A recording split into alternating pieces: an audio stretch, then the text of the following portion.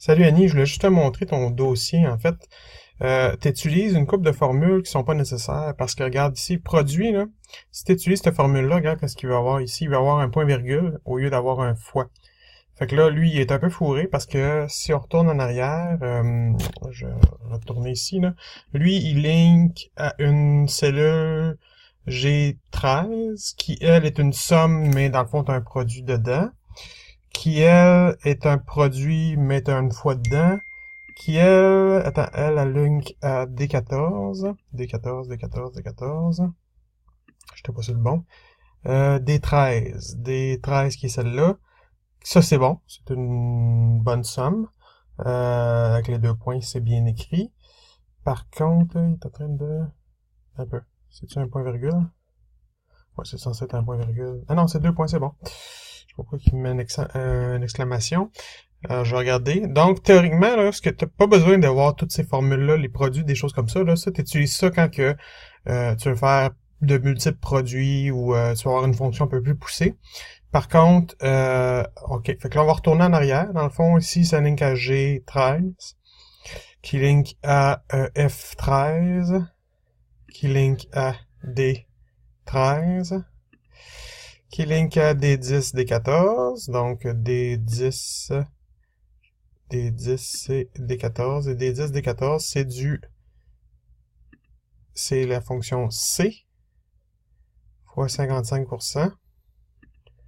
Et on retourne ici. Donc, les premières erreurs, en fait, viennent d'ici. Donc, ici, t'as pas besoin de ça.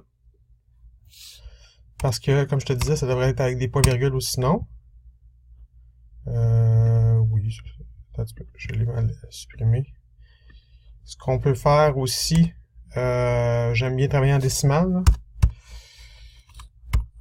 pour être sûr que ça fonctionne bien avec lui. Donc, au lieu de travailler avec des pourcentages, donc écrire 55% comme ça.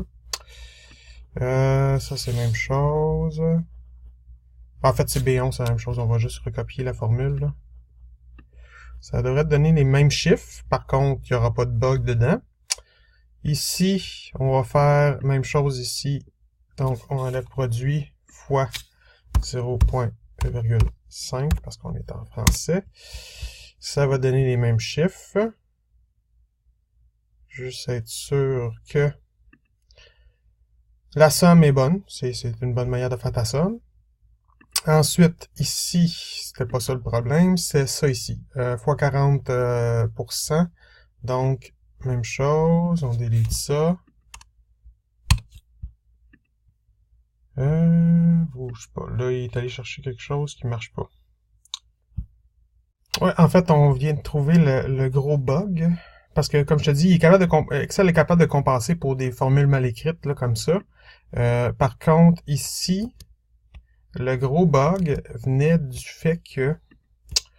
je vais le réécrire, là. Donc, si on fait D13 fois 40%, donc 0,4, ça me donne un gros 0. Pourquoi? Parce que ici, si tu remarques, là, qu'est-ce que ça fait comme ta plage? Dans ta plage, tu prends la somme. Donc, on va chercher juste la bonne plage qui était, en fait, D10 à D12.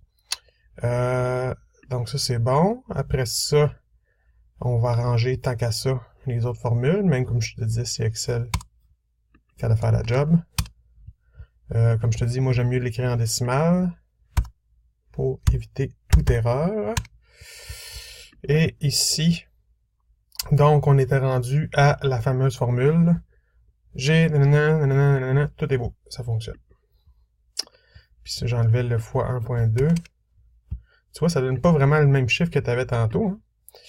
Hein. Juste être sûr, ça, 13, c'est ça.